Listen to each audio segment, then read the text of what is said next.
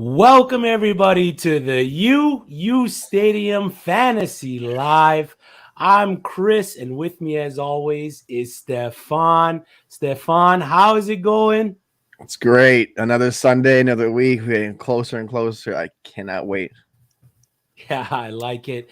With us today, that's right, Frankie, Gary the God is in the building. Here at the U, we like to broaden our reach of fantasy football. So this week's guest is executive IDP analyst for Gridiron Ratings, founder of Fantasy Football IDP podcast, Getting Defensive, an NFL ranker on the Fantasy Pros expert platform, and someone who I'm excited to talk to today, the IDP tipster himself, Gary Van Dyke. Gary, welcome to the U. Hey, glad to be here, fellas. Thanks for having me. Yes, we appreciate your time on what is always a busy Sunday for fantasy football players across the board. We're looking forward to week 11. Is there any matchups that this week that we're looking for, just as to just watching football for a good game? Is there any matchups defensively or offensively that you guys are looking forward to this week? Dallas Chiefs. That's my game of the week right there. From an IDP perspective, I can't wait to watch the Bears Ravens. I think there's going to be a lot of feasting. I like it. 'Tis the season to feast, right? Thanksgiving just around the corner for you guys, especially. So it is the season to feast. We're going to get into some IDP questions for Gary today. If you guys have any IDP questions, I know I got a bunch, but I'm going to limit them. I'm in a bunch of IDP leagues myself. I would love to pick your brain on some of the things that I got going on, but we'll keep the questions kind of just general IDP wise and away from my own personal fantasy teams this week. One of the one of the questions that a lot of people are going to have, trade deadline in most leagues is right around the corner. Most of them being week 11, which is this week. So get your trades in before Monday Night Football hits the double zeros or the quadruple zeros in this case. Gary, with 4 more weeks of regular season fantasy football coming to us after here, who is a buy low or low hanging fruit IDP target that people should be looking to acquire for the stretch run? Well, I'm usually not a free safety type of guy. I prefer the strong safety positions, but looking at this at a deep point of view, because I can go vanilla. We could talk about some what I would call obvious choices, but I'm going to see if I can hit on a couple here that are pretty deep. If you haven't noticed, Xavier Woods for the Minnesota Vikings has actually had a pretty good season lately. His matchups are right. I've been suggesting to pick him up. Now, he did have kind of a lackluster last week, but he was still serviceable, and the rest of his season looks really good. Darnell Savage was coming into this season supposed to be lighting the world on fire, according to a lot of people in the offseason. I wasn't quite the believer. Again, he's a free safety. It's a little tougher back in there, and if your name's not Buda Baker, or if you're not used in that type of system, it's tough. Biard has had a good season, but Savage has had a okay season. He hasn't stood out a lot. He's on probably a lot of waiver wires. But if you can trade for him, buy low, whatever, the rest of his season is strong for his free safety position. He's Rams, Ravens are all strong. The Browns are pretty solid. The Vikings, he's got them twice. That's a really great matchup. Great matchups, yep. The only one that's not is the Bears, and that's pretty obvious of why, unless all of a sudden they decided they're just going to throw the ball downfield all the time successfully. Yeah, that's a big part of it. Yeah, and I was looking at the linebackers. I couldn't come up with one. I mean, I've got some favorites. If Okery, if you can get a hold of him for Indianapolis, he's been outstanding and he's real favorable. Walker, Those are the kind of vanilla things. But right now, I mean, it's kind of standard status quo for the rest of them. So I'm not sure there's anybody you really want to go reaching for. Zach Allen, J.J. Watt's replacement. This again, if you know, he might even be on your waiver wire. I'm not sure if you're really going to buy low on him with anybody, but he might be worth it if you've got a fourth or something you want to throw at him. He's got he's got a real favorable matchup for the rest of the season. I look forward to seeing. He's on my teams. So, but we start 11. I don't know. I like playing the deep ball. I don't like, anybody in IDP. I love it. But, I'm going to suggest you guys go beyond a few flex plays or something like that and start really expanding into the designated positions. Yeah, I like it. What about a guy like Zach Cunningham? Right. He was big last year. This year, he's kind of taking a step back, for lack of a better term.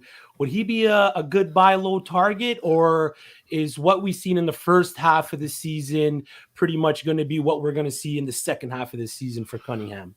Yeah, I would have to agree that we're just going to see the same thing we did at the beginning of the season. Now, he's probably going to have a decent game this week because I believe Kirk Ski is still out. Yeah. But as soon as Kirk Ski is back in off of IR, which I never suggest playing a guy coming off IR the first game. I really try to avoid that. Kirksey might be a little bit different, though, because he's really only had the thumb injury. So I'm sure he's still working out. He's still probably on top of it. So you could probably get away with him. But as far as the rest of the season, I think that the writing was on the wall with Texans when they made him take a pay cut at the beginning of the season. I love Grugier Hill. He used to be a guy that I was suggesting on a few of the other teams that he was on to keep an eye on. So I believe for the rest of the season, as soon as Kirksey is back, it's Hills and his to roll with. Kirksey. I like it. Cunningham shouldn't. If you tried to sell him right now, you probably aren't going to get nothing. So yeah, it's low value, right? Right, yeah. right. Ryan Potts asks here: pick 2, Roquan Smith, Shaq Thompson, or Zach Cunningham. I think Roquan's let's assume this week. Oh, definitely Roquan. Definitely. You can't sit Roquan. No. and Zach and Thomas. I'm trying to remember. I have start sit charts, folks. So if I remember right, Thomas is playing who? Thompson? Shaq Thompson is playing Washington. And then you said Cunningham? Yeah. Oh man, that's a hell of a matchup, but it's so risky. I'm kind of I think if you want the higher chance at a nice ceiling, if you're really trying to swing at the fence, then you go ahead and go Cunningham. But Thompson should be plenty solid enough and surely a lot safer. Yeah, right on. Again, everyone, we have Gary Van Dyke here, the IDP tipster himself, joining us on this Sunday. We are uSTADIUM Fantasy Live, brought to you by BettorFantasy, which is a new free-to-play app that lets you sync your fantasy football leagues and bet on those matchups. You can cash out for gift cards when your bets hit and even help raise money for charity along the way. It's available for iPhone and Android in all 50 states. The link is in the description, so make sure you get out there and you download BettorFantasy. We got a question here from Frankie. Why Ravens Bears? I feel like that game is going to lack some firepower with Hollywood out and Lamar hurt and the Bears offense, but what do I know? What? Right. It surely would be a better game if Jackson does play. I don't know if we have a call on that yet. But still 50-50, I think. Yeah. Right. Basically, statistically, via Bears struggling and via the Baltimore scheming, it's a great front seven matchup, especially when it comes to the defensive line and the edge rushers. I know Khalil Mack is out this week. Yeah. Robert Quinn should step right over, and then they have another younger dude. His name is Gibson.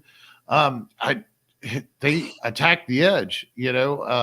Baltimore allows the points off the edge, and I got a feeling that if Jackson's out, especially, that you get a deer in the headlights, and you're going to have one heck of a rush coming at them. Yeah. So, personally, even with Jackson in, I kind of expect a low-scoring game and just basically all defense. Yeah. Got the Which under. is gold for IDP players right there. All right. Thoughts on Cameron Bynum?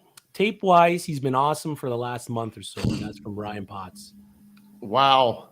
Bynum, which is Bynum. Who? You're Cameron gonna have Bynum, to help me out here. Minnesota Vikings safety. Well, that's my bad. First guy I went to was Barmore or whatever the defensive tackle in New England. Bynum is definitely he's going to be a great dynasty stash for next year. They're not going to sit Harrison Smith this week. Harrison Smith's back. He's getting paid. He's a captain. He's a veteran. He's not going to take second seed no matter how that rookie played. And the rookie did really well. He graded out really well. The main thing to note about that, well, other than keeping tabs on Smith's health, is I believe the Bears have an out, or the Vikings have an out next year on Smith. They can just let him walk. So we definitely have a great strong safety type dynasty stash there.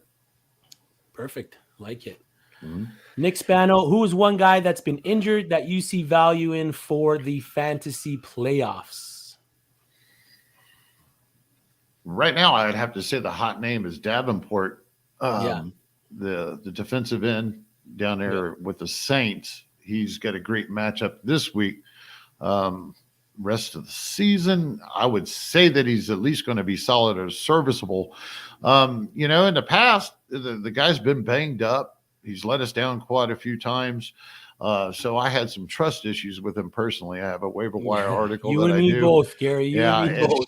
And I just added him this week. It took what he did the last 2 weeks to turn around and to considering the matchups. And I want to be clear, folks, when I'm one of these guys, I love the talent. I love the players, but I look a lot at the matchups, and we see it all the time. Chandler Jones is getting shut down. Aaron Donald can be. Boza can be. So if the matchups are not there, it really doesn't matter what the names are. So I do expect Davenport to do well and pick it up and finally hopefully be the guy that he's supposed to be, because he's had the opportunities to play off the weak side. They moved Cameron Jordan intentionally over to the strong side, knowing what kind of an actual beast he is. And that's why his numbers have been down the last couple of years. But Davenport, I'm trying to think if there would be anybody else. Not off the top of my head. All right. Yeah, I'll take Davenport. I like that one. This is kind of a personal one for me. I own a lot of this guy in my dynasty leagues where I play IDP. After 7 straight games of below double-digit fantasy points, for a sophomore linebacker, Patrick Queen, we saw him have a somewhat decent game versus Miami, but most of his points came from a sack fumble. Seeing a diminishing snap share from the beginning of the season until now. Are we expecting a turnaround for Patrick Queen?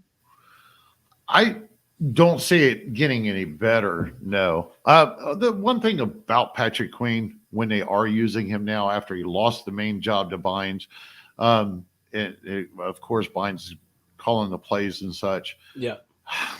They're bringing Patrick Queen in situations for him to produce. They're scheming him for producing. The call on the field is for him to produce, and that's why we're going to see these sacks and we're going to see some playmaking abilities. So I mean, it's kind of like those in a deep format. He's dropped to a LB3, LB2 or 4 play, definitely with risk. You just don't know, because they blitz so much, they blitz so many guys at the same time. Patrick's not always going to be the guy that's getting the ball or the job done. But I wouldn't expect a big turnaround from what we've seen for the last 2 weeks. He's still a little bit of a risky play each time you insert him. Yeah, so he's kind of become like a big play dependent type of linebacker for us as Patrick Queen owners, I guess, for the rest of the season, which is upsetting because last season, he was great for me. Right. So this season, just not doing it. Right. We actually have a couple of the linebackers from last season that, if you look at Murray down there in Chargers, the guy got benched halfway through the last season for a game because he couldn't get the defensive calls in, and apparently Patrick, he was struggling too. That's why last year it was Chuck Clark that was calling the defensive plays on the field. So yeah, it's a tough situation for everybody that had all that stock in these guys, but it is what it is. Hopefully he's still young. Hopefully he can turn it around for us in the coming years, but we'll see. A couple more questions for you before we let you go. With Tyquan Lewis still sidelined for the Colts, one of my favorite deeper league plays this season is Taylor Stallworth. Over the past 2 weeks, he collected 6 solo tackles, 3 assisted, 3 sacks, and a pass defended while averaging a sub 50% snap share. Is there a player that managers should be looking at that is going to be put into a role like Stallworth has due to injury? Well, the first thing I want to say is you mentioned that to me before about Stallworth. Be wary, dude. Yeah. the rest of his season is getting tough real soon. I agree. But he just hit 50% of the snaps this past week, and he only did what he did prior to that with like 30% of the snaps. You might want to keep your options open and think about that. Maybe check out my start-sit charts. Yes, definitely. When it really boils down to it, I got a few names we could throw out here. I like James Smith Williams for Washington. The rookie, he's second-year guy. He has the opportunity with Young and Sweet gone. He's got the opportunity, and the matchups are strong enough periodically for the rest of the year that he should be a solid addition when you really need him deep. Okay. I like, believe it or not, the Jets are offering 3 names right now at defensive back. You've got Carter, you've got Davis, and then Jared Wilson seems to be the guy. He used to play free safety for the Jaguars. Okay. He's been off and on the Jets roster this year, and it looks like he is the actual Marcus May replacement. I also throw one more name at you so I don't drag this out too much. No. Brandon Stevens has taken over for Elliott with the Baltimore Ravens. Okay. He ended up getting 97% of the snaps last week. He did fairly good with that, but the way that team uses those defensive backs and secondary as a whole, and they will blitz those safeties, both of them at the same time, and put their cornerbacks down deep. I like him. These are deeper formats, of course, and that's about it at the moment. I like it. Take note, Steph. Take note, buddy. Some good names there. Lamar Jackson is out. Breaking news. If you got Lamar Jackson in your line. Oh, Frank, you're not getting away with this. Go get you some Robert Quinn, folks. Yeah, exactly. So my guess is Tyler Huntley would be the starter there for the Baltimore Ravens. One last question before we let you go. Here at uSTADIUM, we have rolled out the game-changing app feature Takes, where you're going to be able to accumulate points based on yours and other uSTADIUM user sport takes and eventually cash out on those points. Gary, what is your Week 11 money-making hot take? Oh, wow. Well, I got to go IDP, right? Yeah, of course. So, all right. Well, I couldn't believe DraftKings. Am I allowed to mention them? I hope. Yep. DraftKings right now they have them. His over is 1.5 solo. This matchup against Detroit this week is just he's going to feast. I can't believe that line is that low. So, and then in the same aspect, they only have them at 2.5 when it comes to solo and assists on their sportsbook, folks. So that's a gimme. Myles Garrett is going to have a really good week this week. Jared Goff is if he's playing, if Tim Boyle's playing, so that's going to be a slaughter.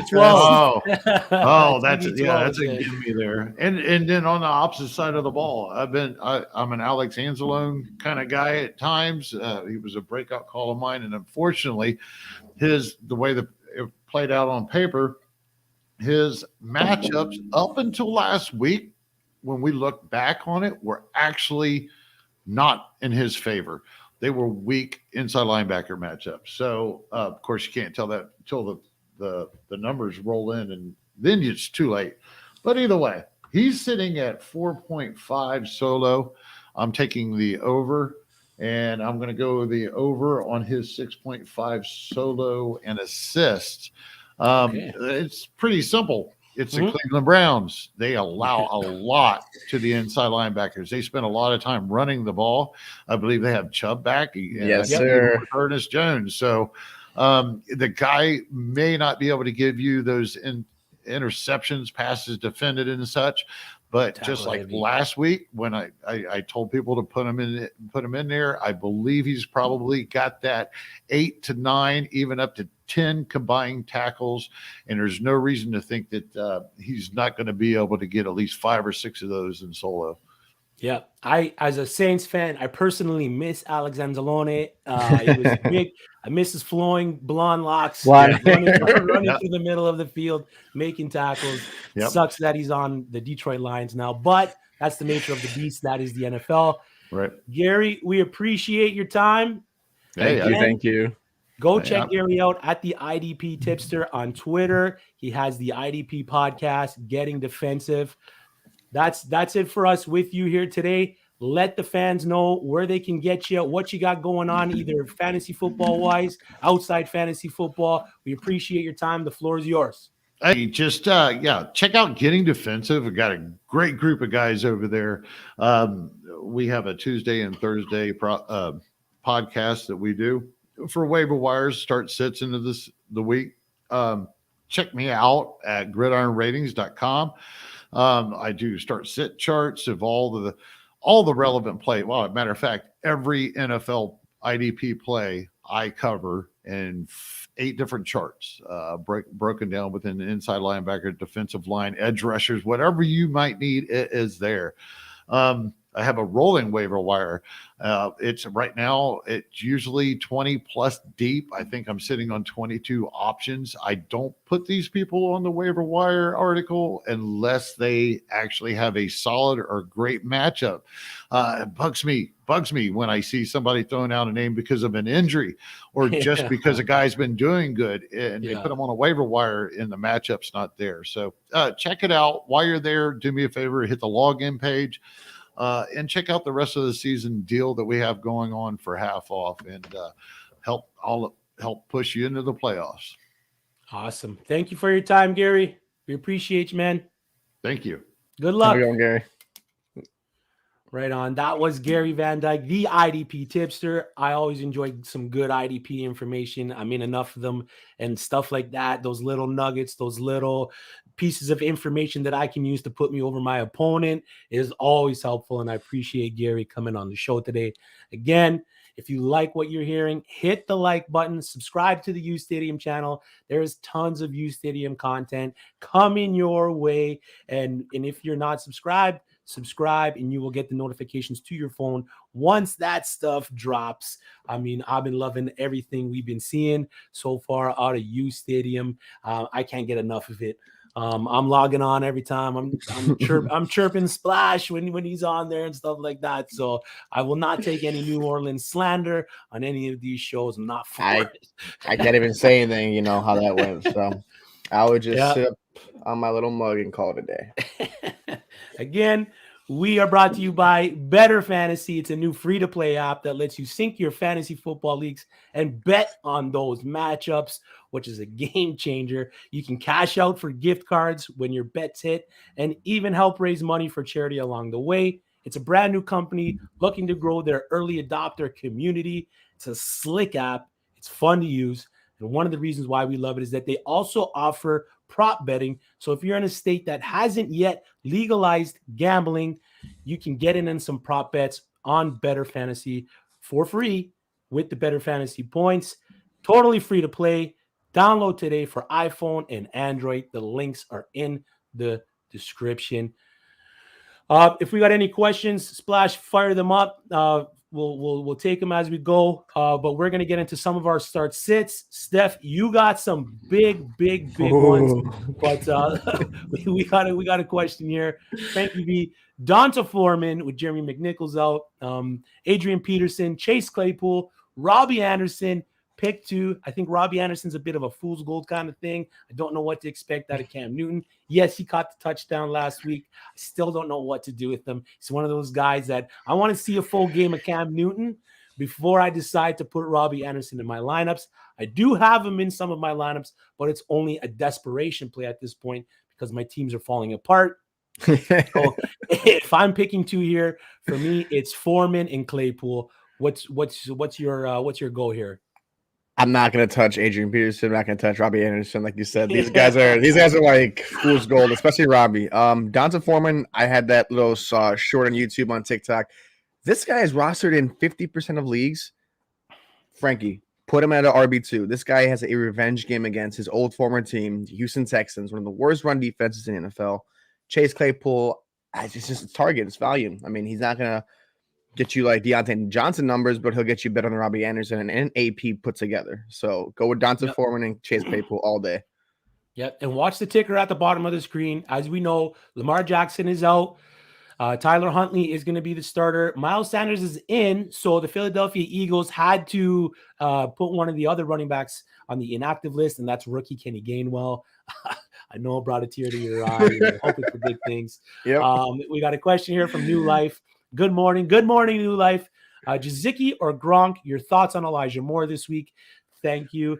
I've been asked about Gronk a lot this week. I like the TD upside of Robert Gronkowski. I know he's still a game time decision. I don't know if he's been announced that he is going to be active. I also like Jazekia's volume. Yes, he did get the 0 last week, but he did see 7 targets, and you cannot doubt that the production is going to come when they are throwing him the ball. It's just a matter of him catching it or making sure the throws aren't too high or low or whatever the problem is in Miami with them getting the ball to Jazekia.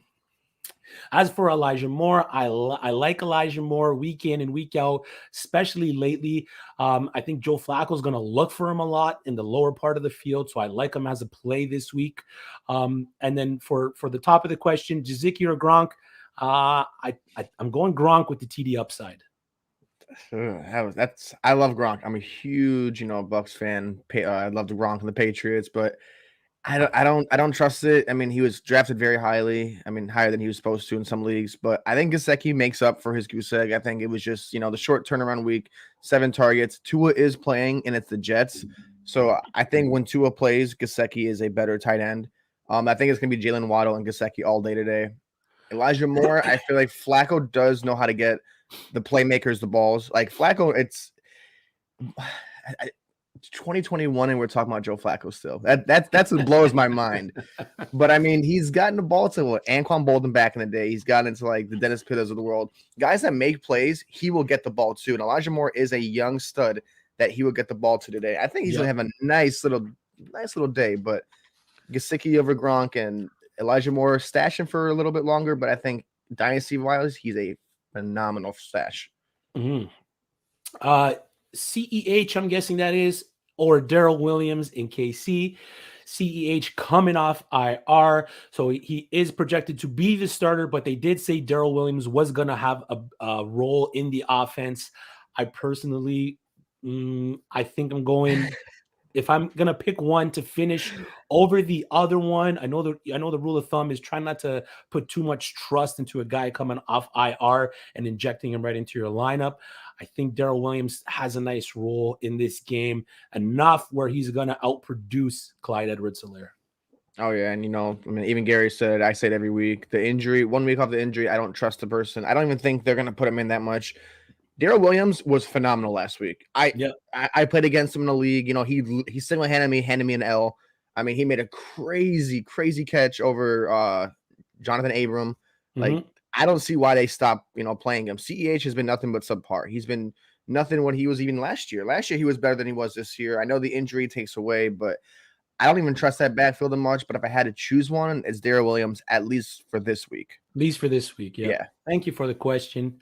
Next battle, need help. Ty Johnson, Robbie Anderson, or Khalil Herbert at flex have a ton of buys and injuries. This is you definitely need help here. With David Montgomery coming back into the role for the Chicago Bears, he pretty much erased Khalil Herbert's fantasy value there. So I have him as the third option for between Ty Johnson and Robbie Anderson. I think I'm leaning towards Robbie Anderson. It's tough. It's tough to pick a Jet running back outside of Michael Carter that's really going to produce, especially with Tevin Coleman coming back into the fold in that running back room. So give me Robbie Anderson. I think he has the safer floor in this offense with Cam Newton behind center over the other two guys. Khalil Herbert's definitely a no start for me just based on Montgomery. And then Ty Johnson is going to be a mix in. Could have a good day. I think more likely he's going to have a bad day. So give me Robbie Anderson in that spot. Yeah, it's hard. It's hard. I mean, I try to sometimes, pick away from what you pick just to get a little spice in there, but this is too hard. Khalil Herbert, it's like, the Avengers movie when he came and just snapped everyone away. And Khalil Herbert is one of those guys who just miraculously just vanished in the dust the second that Montgomery came back. So his value is done.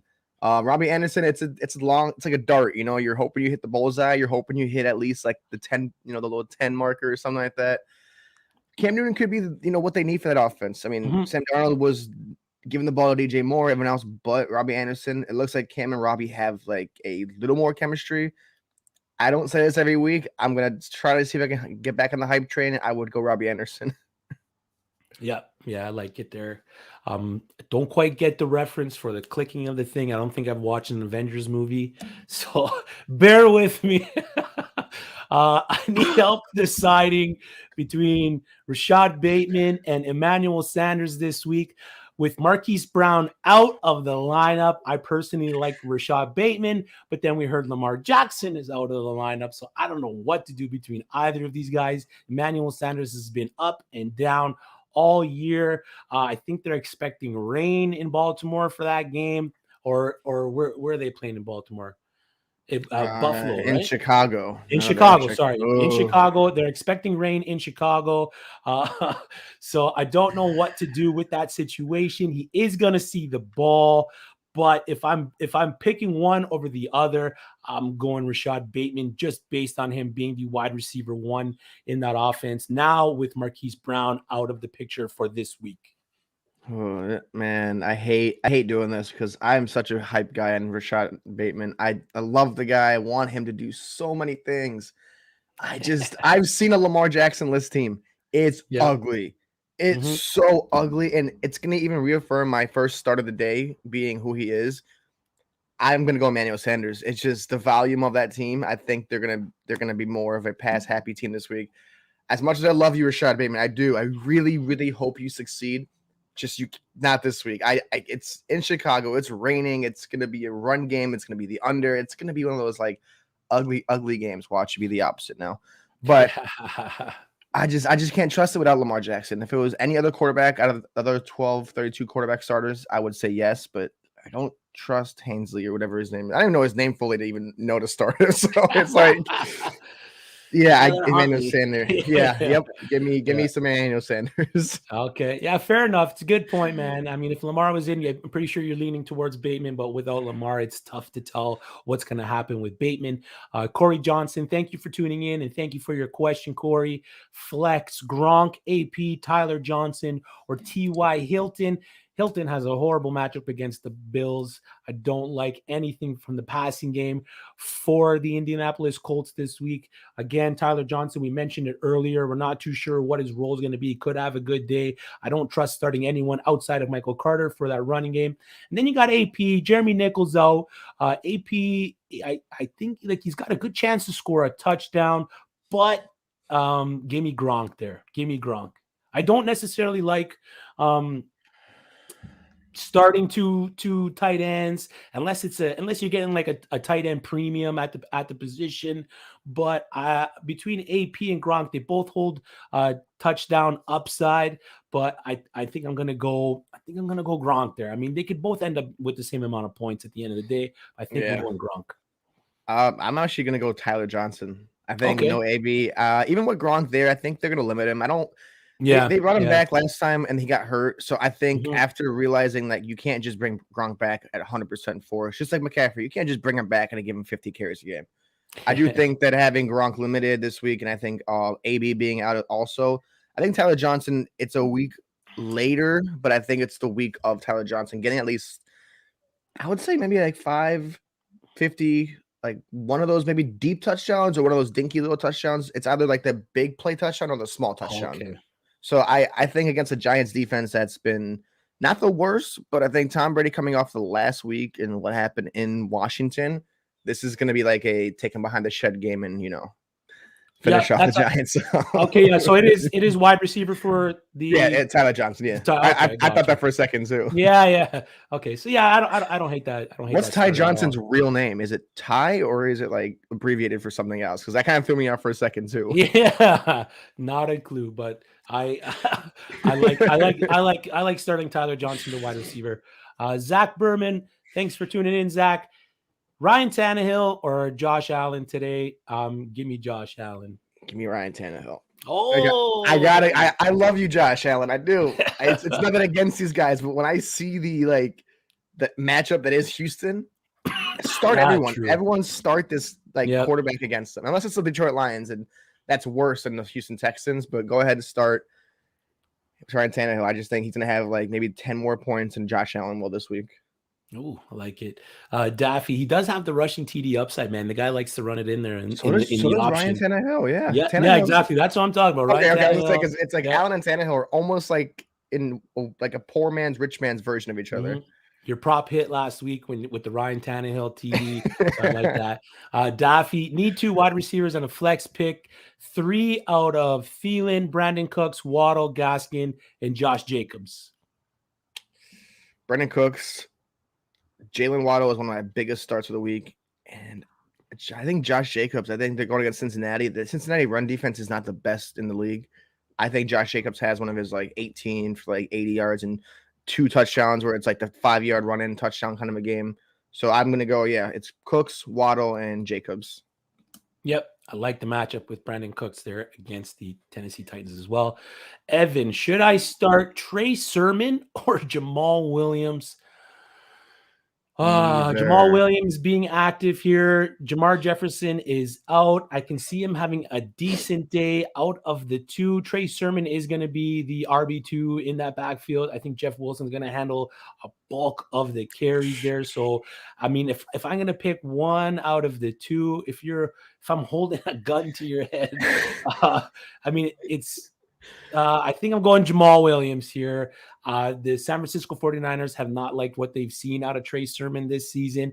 He's had multiple opportunities, but he just hasn't been able to get it done. When Jamal Williams was healthy with the Lions, he has been given the opportunity to run and catch the ball. Boyle is in for the Detroit Lions, so I think they might rely on that running game a bit more. So give me Jamal Williams. As much as I would say, Niners are the best run team. They run every running back wherever they can. I agree with you. I don't think Trey Sermon has done enough to even do anything. I mean, he's had opportunities, nothing. Jamal Williams, when he sees over 50% of the rush load, he's good. He's actually a productive PPR back. So I think Jamal Williams by 5 or 6 points. It's going to be the Jeff Wilson day. I mean, I know. This is what we've all been waiting for. I messed up, didn't start him in one of my leagues, and he's going to go off on the bench. It's just what happens. Yeah. I don't like Trey Sermon. I just think that it's Jeff Wilson and then those receivers and Kittle. Yep, I like it. Stefan, is this you? Yeah. Tua or Kyler, even if he's healthy? 3 weeks in a row I've had this question, and it's just. I think I'm always starting Kyler over Tua. If Kyler's in, just based on what he can do. Tua does have a plus matchup, but I'm going Kyler. I'm going Kyler if he's in. If he's not in, you're going Tua, right? I just hate it because it's the 4:00 game, so it's like they're Yeah, not going to it's say tricky, anything until man. later. So I Mhm, kind of have to mhm. like throw the dart now. And the Jets have allowed a top 12 quarterback in almost every matchup. Exactly. So I definitely don't hate it, man. It's Right. definitely it's not as much of a dart throw as it may seem with Tua at that spot playing the Jets. So I mean, it's definitely a great insurance quarterback to have in your lineup. Definitely. I don't hate it at all. BK7, Fryermuth or Arnold? A bit big on Fryermuth. Big Ben is back. Eric Ebron is back as well. We did see him Yeah. back in the lineup last week. Chase Claypool is also back for the Pittsburgh Steelers. But Dan Arnold, man, he's been a steady producer in that Jags offense. I finally got it right this week. So I think I'm taking the floor of Dan Arnold just based this week. I mean, I want to say Fryermuth. I really do want to say Fryermuth, and he's a big red zone target for the Pittsburgh Steelers. But I think just based on volume, I'm going to go Dan Arnold this week.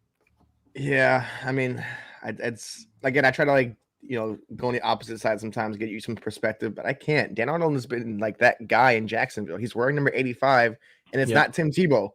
Like this is the 85 we thought was going to be going good. No, it's Dan Arnold, and he's looking like Trevor Lawrence's best friend because we all know in the world of the NFL who is a quarterback's best friend. It's the tight end, security blanket, the guy that's up the middle. He's really the only target because Agnew is like, reverting back to his normal state. Laviska Shenault it's play like a MIA, call the cops. Where has he been?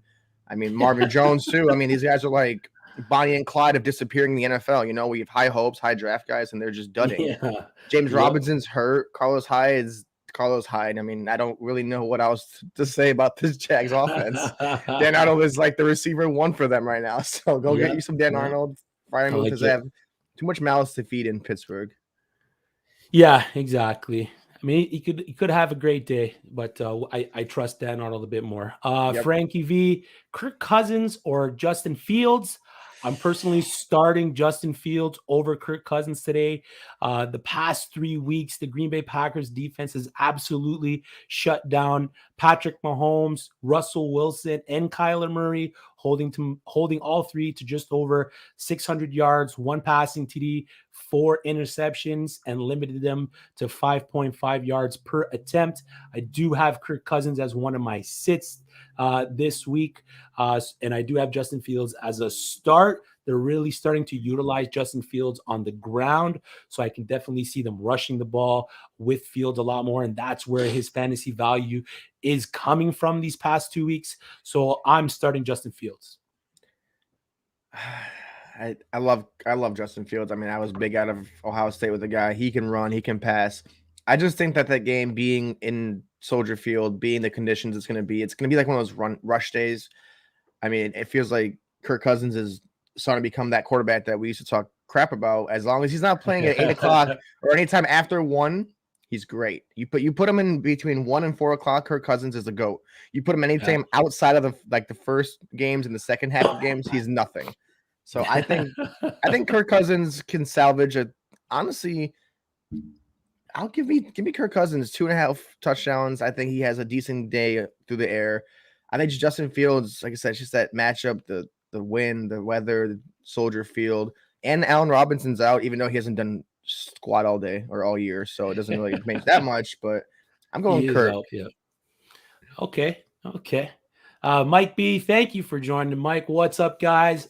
I may make a bold move and start Waddle over Keenan Allen today. Thoughts?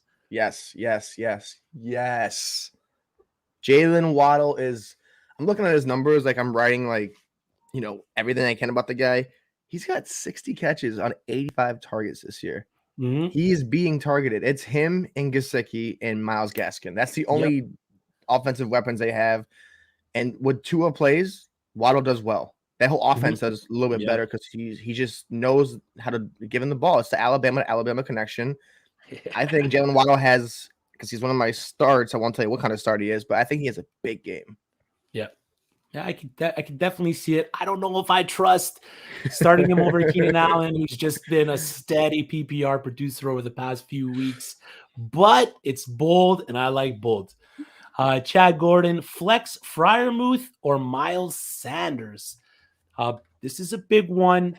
I don't know if I can trust any of the Eagles running backs, especially Miles Sanders coming off IR this week. So I'm going to say flex Freiermuth. I don't like the matchup at all for Miles Sanders versus the Saints. He should see a decent amount, but how much? I don't know. Eagles running backs for me are sits across the board this week for me versus the Saints. So I'm going to go Freiermuth here. It's so hard to flex a tight end. It is. It's so but hard. It's harder to start Eagles running backs. Is it not? Is it not? What's worse, the tight end wasteland that it is, or the Eagles running back room that it is? Exactly. What's worse? Pick your poison, man. No, I'm not gonna. I'm not doing it. Get away from me, Miles Sanders. I'm so tempted. That's why I'm not saying it. I'm like this close to saying start Miles Sanders. You know what? Okay, start Miles Sanders. I think I don't see Freiermuth getting over 8 points. I see Miles Sanders, if not garbage time. I think they finally know how to run him. They saw how to run Boston Scott. Jordan Howard was the second coming of whoever he was supposed to be for those 3 weeks. So Miles Sanders is better than Jordan Howard. I expect him to have the rush total that Jordan Howard has, and give me 60 yards. You know what? Give me Miles Sanders. If it bites me in the butt, so be it. It's not the first time they've done that to me. So, excuse me. Ryan Potts, producer splash. I'm not on the show, but Huntley is a startable option based on rushing production, in his opinion. He's right. He is right there. I do agree with that, especially with the weather conditions, which this time of year for snow and rain is an important tool that you should be using to your advantage to try to pick out certain matchups for certain players. Like Baker Mayfield is absolutely atrocious in bad weather. Don't start Baker Mayfield or any passing factors for the Cleveland Browns when the weather is bad. So those kind of things are going to be make or break for you this deep in the season. So exactly. I don't hate Tyler Huntley as a start, just based on his rushing upside, like Ryan says here. All right, let's get into the better fantasy spot. Oh, we got one more question. Craps teacher, thank you for the donation. We appreciate you every week tuning in. Tua, Jimmy G, Fields, or Captain Kirk Cousins, 12-team league, 6 point per touchdowns. I like Tua in this spot. Craps teacher, we're in the same exact league, 6 point, 12 man. I've got the same exact situation. Kyler Murray is questionable. You know what? Let's ride Tua, me and you. Let's just go. Let's just see how this goes. If you want to DM me on Twitter, show me your lineup. Let's see what we're working with. Also, at the end of the 1 o'clock games, if Tua does well, let's have a celebratory, I don't know, something going on. So, I mean, I would go Tua. He, like you said, top 12 quarterbacks allowed to the Jets almost every week. He's got the upside of having, I think, better targets, and it's a better situation because Captain Kirk Cousins against the Packers, I did say he could have a good day. I just think Tua will have a much better day because it's the New York Jets. Sorry, Frankie. Sorry, Nick. But it's like a free win and a free walk-on to pad your stats. So, hey, do what you got to do. I like it. Thanks again for tuning in, and thank you for the donation.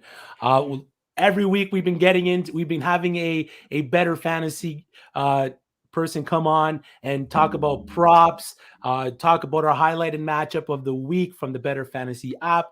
Again, Better Fantasy is a new free-to-play app that lets you sync your fantasy football league and bet on those matchups. You can cash out for gift cards when your bets hit and even help raise money for charity along the way. It's available for iPhone and Android in all 50 states. And today from Better Fantasy, we have Evan.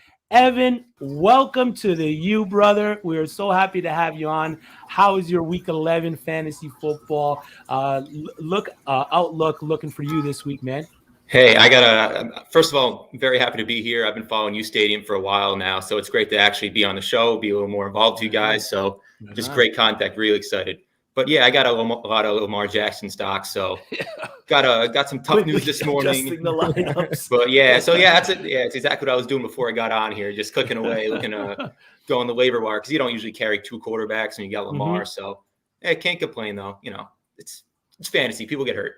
Yeah, that's. And I it's like not COVID, which is good. So, but it's good. He's sick, but I came in right after the Jets slander. I'm a big Jets fan. I know there's a couple people on in the uSTADIUM umbrella that are very pessimistic Jets fans, I must say. I think, but you know, it is. We're gonna poke our fun at them. You know, misery loves company. So not a ton to be happy about over here in East Rutherford.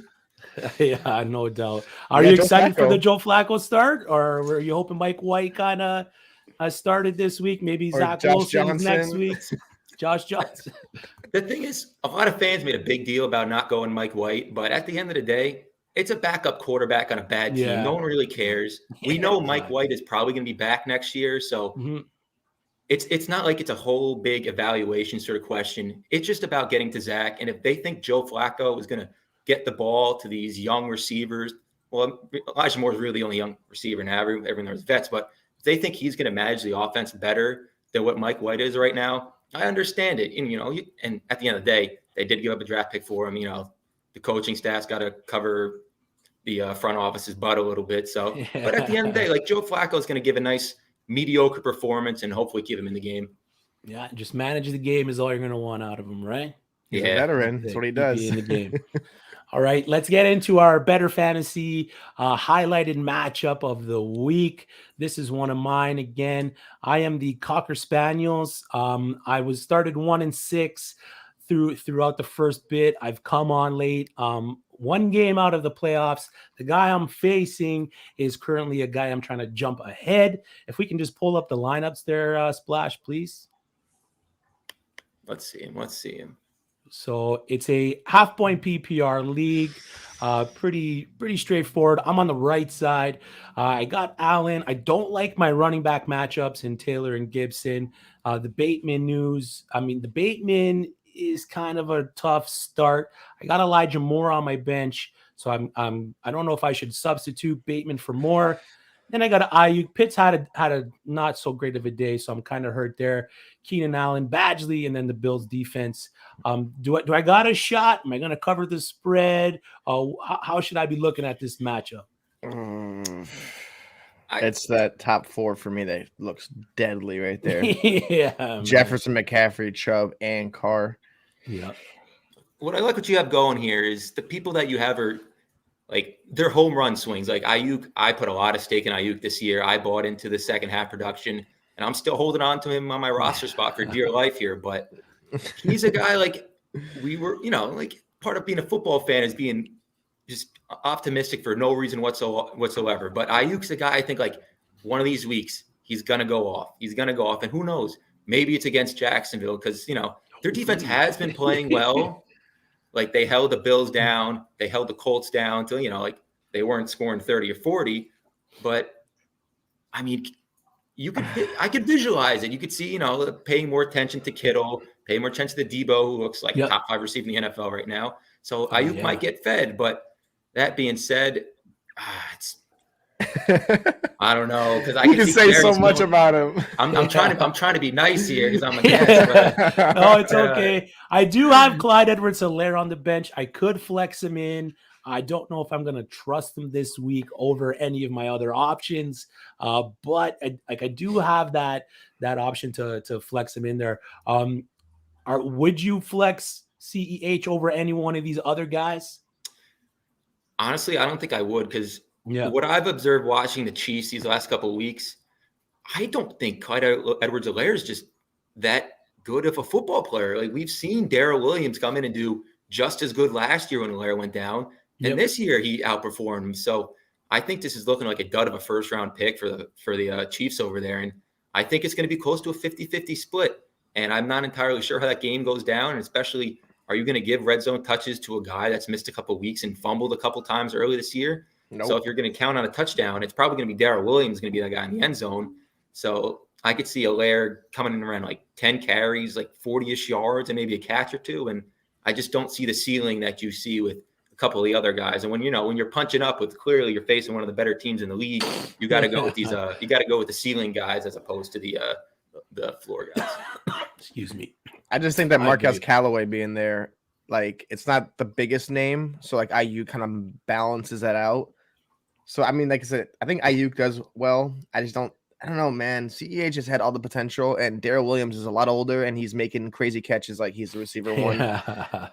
CEH, where have you gone, man? I don't know. We miss you, but it's looking like this could be the bust of one of the biggest first-round bust running backs I've seen in the last few years. No, you're telling me I traded him in a dynasty league last year.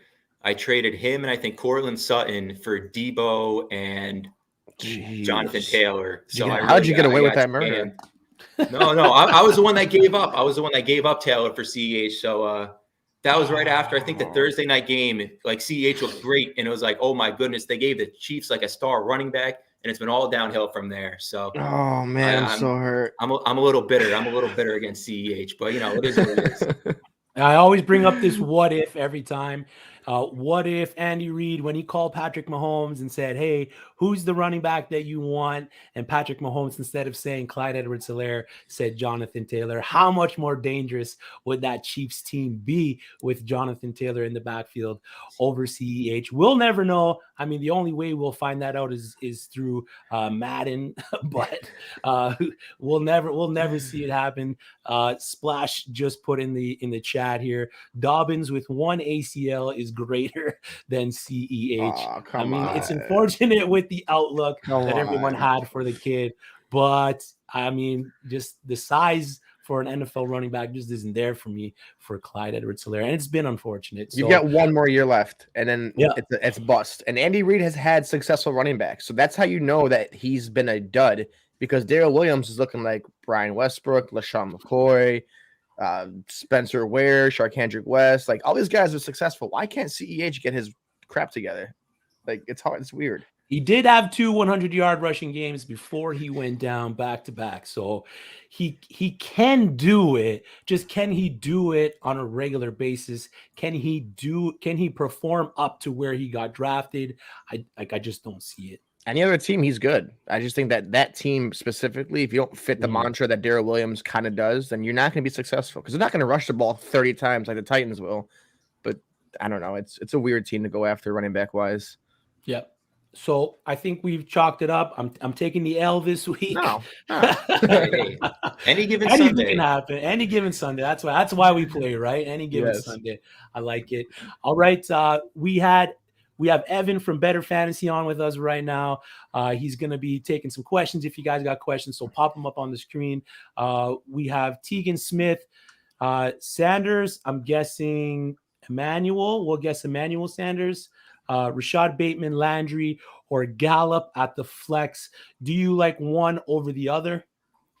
I know you guys were down on Sanders a little bit, but I think Sirianni has been pretty vocal about how he's going to get the touches when he comes back.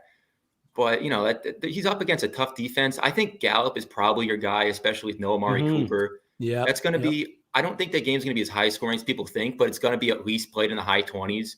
And the Chiefs defense – Their corners are a weakness, and I can see Gallup getting loose on a long 50 or 60-yard touchdown. And at the end of the day, if he gets one of those, that makes your week.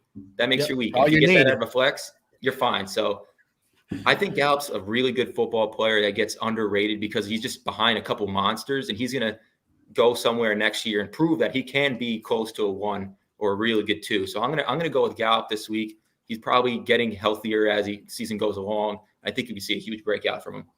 Yeah, I Gallup. agree with that.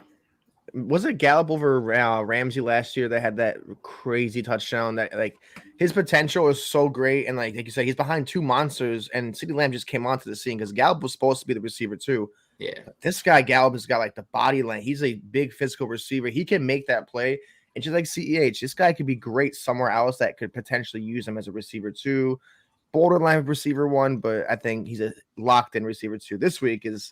I'm taking him DFS stacks. I got Better Fantasy. I got him on the over in the yards. So I'm making sure I'm going to allow myself of a Michael Gallup. Yeah, I like it. One of the things I really enjoy about the Better Fantasy app, other than the fantasy football matchups and betting on those matchups, is the prop betting as well. You can bet on not only yardage and output props, but you can also bet on fantasy point props in the app, all free to play. Again, Evan, give us 3 of your money-making props that you got this week off the Better Fantasy app. And Steph and I will give you 3 as well. And we could see who kind of does better over the course of Sunday and Monday. All right. When I was doing my prep the last couple of days, I was going through it. And, as a Jets fan, I always got an eye out for the guys in green. And one number that really stuck out to me was Elijah Moore's receiving number. Because if we've seen anything about Joe Flacco, especially from when I watched him when he was on the Jets last year, he likes to get to the balls to the guys he deems that to be the most talented people on the team. He kind of is system averse. He's like, all right, even last year, I know Mims has been a little down. He made a concerted effort to get the ball to Denzel Mims because he thought he could make plays. And from what we've seen this year, Elijah Moore is probably the Jets' most dynamic receiving option. So we're going to see him peppered with targets. And the Dolphins, I know Elijah Moore is like at some outside, some slot.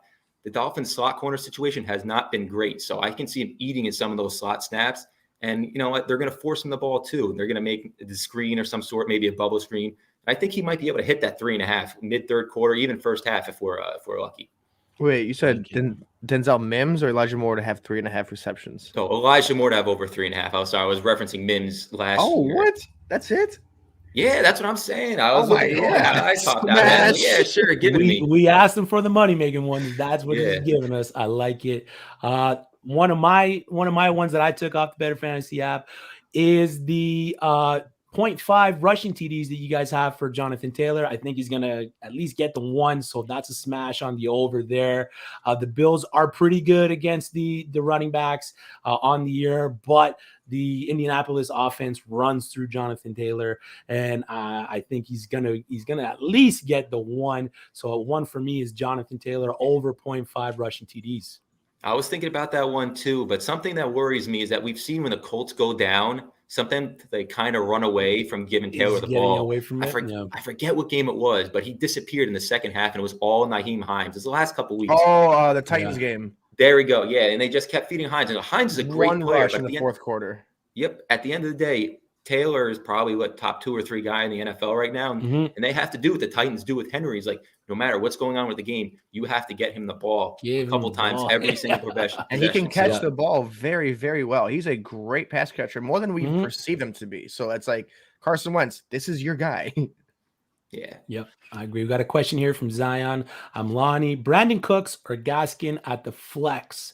I like the matchup with Cooks facing one of the worst teams against the wide receiver, the Tennessee Titans. Tyrod Taylor back in the fold. And Gaskin's been so up and down on the year. I don't know what to do with the guy. Drop him, trade him away. So I'm taking Cooks in this spot. Yeah.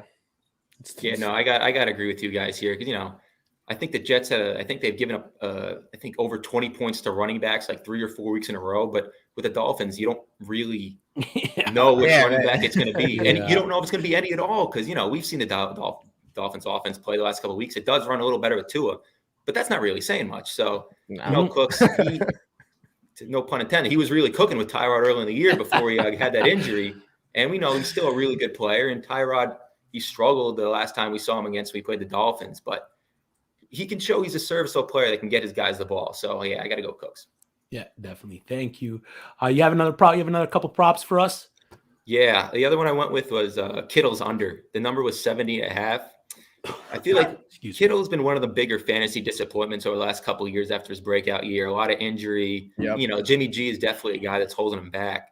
But I don't see this game being overly competitive. And I think when we saw the 49ers play the Rams, that was the real blueprint that they saw, like how they're going to win football games.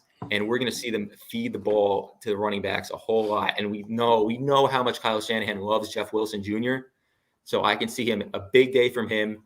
And you know what? Kittle might have a big couple catches early in the game, but I don't think the Jaguars are going to be able to just be physical with them because I don't see the Jaguars as a very physical football team, even though their defense, like I said, has been playing better. So I can see that the 49ers going up early. And you know what? At the end of the day, Kittle's always going to be focused for the defenses, and they might fall. They're going to focus on him. Where for your guy Ayuk over there, we could see a couple big catches from him. But I think they're going to focus on Kittle, and the game script just isn't going to be in Kittle's favor. So over under and pancake blocks then for Kittle. Oh my goodness! Every dollar I had, I'm putting the over. Sorry, Jack Von Miller. Jonathan Allen's going to see him in his nightmares for the next couple weeks. Josh Allen, excuse me. I like it. We got another question here from Zion. Rodgers or Herbert at his QB? Rodgers is dealing with a significant toe injury. I don't know how much that's going to hamper what he's going to be able to do behind center. So is there one that you like over the other this week? Oh, absolutely. It's got to be Herbert. We've seen I'm pretty sure the Steelers are playing absolutely like 8 people on defense this week with all these COVID issues and injuries. I'm pretty sure there's no Hayden. There's definitely no Minka. Yep. So I don't really know. The defensive line is always going to be there, even with or without Watt. But Herbert's just going to be able to pick apart that defense. And we're going to see Ben back, so it's not going to be completely like Mason Rudolph game script on the other side. And we just looking at Rodgers, he's still Aaron Rodgers, but last year he didn't look like himself. And throw the extra injury on top of it. Like, of course, you don't give up on Aaron Rodgers, but he might be someone I'm stashing on my bench for the next week or two. They're still going to play winning football probably in Green Bay, but I don't think it's going to be winning fantasy football. The A.J. Dillon show. Yeah. Blake Deacon, Darrell Williams, or Darnell Mooney, full PPR? I hope this is a really deep league because if you're in between these two options at that point – I don't know. Got to at least be 12 men, right? Yeah. Going back what I said about CEH, though, I think that's a reason why we see Daryl Williams actually show up and have a performance today because he's still going to get 50% of the workload on a dynamic offense, and he's probably going to get the goal line touches if they are any. So if it's a flex, which I assume it would be if you're going against Mooney, he's a guy you just kind of want to fall into the end zone once. And you know what? If he's on the Chiefs, you feel pretty good about him falling to the end zone where you have Mooney against the Ravens, whose defense, hasn't been up to its normal standard, but it's still a really well-led defense by I forgot that he was up for the Jets coaching candidates last year. The name's escaping me. Wink Martindale. There we go. Wink Martindale defense. That's going to be really, really difficult on a rookie quarterback. I know we saw a good week from Fields, but you know what? He's going to make him win in different ways. And Mooney, he's had a couple moments this year, but at the end of the day, he's a Bears receiver, so you can't put too much stock in it. Yeah. The Allen Robinson breakout week is always looming because he's too good of a player to be down this long. Yeah, and plus they're expecting shoddy weather for that game, so I'm not expecting a big passing output for either. Allen Robinson is out, so Darnell Mooney. Does his success come from when Allen Robinson is in? Is he going to be as successful with Allen Robinson out? That's for us to see this week. Rainer Allen, Mike Williams, who was great in the first half, absolutely disappeared in the second half of the season. Gallup or Bateman in a standard league, so no PPR points for catches. I kind of like Gallup in this spot. The situation that you mentioned with the Pittsburgh Steelers defense kind of being in shambles might have Mike Williams over the other two. So if I'm picking one in a standard league, I'm going Mike Williams here. I think he's got to have a bounce back, and this is the week to do it. I got to disagree and ride with my guy Gallup again because I feel like we've seen the Mike Williams. I feel like the Mike Williams story has been the same for the last couple of years, where he's had a big 4 weeks. The people that picked him a little early, got real hyped up. It's like, all right, we got wide receiver 1 Mike Williams, and then it's like he kind of disappears from the offense. I don't know if that's on him getting banged up. I don't know if that's on the coaching staff. But you know what? Fantasy football, it's cyclical. We see the same things every year. Like, unfortunately, this year's not going to happen. Derrick Henry starts out a little slow and then becomes Superman for the second half of the season. And you know what? Mike Williams is one of those things. He starts out great. He looks like he's going to live up to that first-round pick billing. Then he kind of disappears. And, Cowboys is going to be a shootout. The Chiefs defense, they're susceptible to the big play. They find whoever Sorensen's on because, that seems to be a theme with the teams attacking the Chiefs. Dak's eyes are going to light up, find that matchup. And, Spagnuolo blitzes a ton. And Dak, we've seen some stats about he's the best quarterback against the blitz in the NFL right now. He's almost better against the blitz than he is. Teams dropping back in coverage. And, Spagnuolo is going to keep it. He's going to be Spagnuolo. He's going to dial up blitzes. And Dak, he's going to find his guy isolated in a favorable matchup. And hopefully we see a nice long touchdown. I got a lot of scallop stock, so I'm gonna ride behind the guy. That's it. I like it. I like it a lot. Lou Triple D, pick 3 running backs, PPR. Oh, this guy's got good issues here. Jesus. Eckler, Najee, James Conner, James Robinson, or David Montgomery.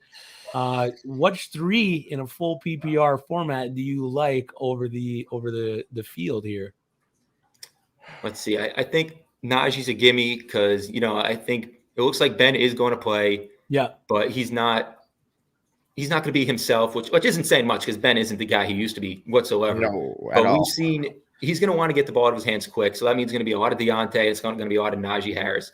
Yeah. So I could see him catching one of those weird, 8-9 catches for 45 yards. And you know what? PPR, even without rushing production, that's a pretty good day. So he's an easy one. Eckler, I assume you can put a lot of draft capital on Eckler. Yeah. And he's been, I think he might be RB1 this year, depending on the league you're in. I know at some point he was. That's not a guy you put on your bench under any circumstances, especially when, you got Justin Herbert dumping him off the ball, still running up the middle. I know you're finally seeing the rushing production we've been waiting for Eckler for the last couple of years when he was with Melvin Gordon back in the day. Yep. I think it really comes down to the last three. James Robinson's a little banged up. He's probably a guy that I wait till next week. And we know Urban Meyer still loves Carlos Hyde. And it's from all the way back in those Ohio State days. So I can see them it being a pretty even split, which, it's not great for fantasy purposes, probably smart if you're working Robinson back in slowly. Mm-hmm. And so you're down to Conor Montgomery. If it was Kyler Murray, I would say Conor 100%. But it looks like it's going to be Colt McCoy. So I got to go David Montgomery. I said before, the Ravens defense isn't what it used to be. Mm-hmm. You're going to have always the running threat of Justin Fields, which kind of opens things up for running backs that we've seen in the past. If you look at the other side on how open the running game is when a team has a guy like Omar Jackson, how it opened up for, I guess, Gus Edwards, now Devonta Freeman. I think we're getting Latavius Murray back, which is he might have a big day too.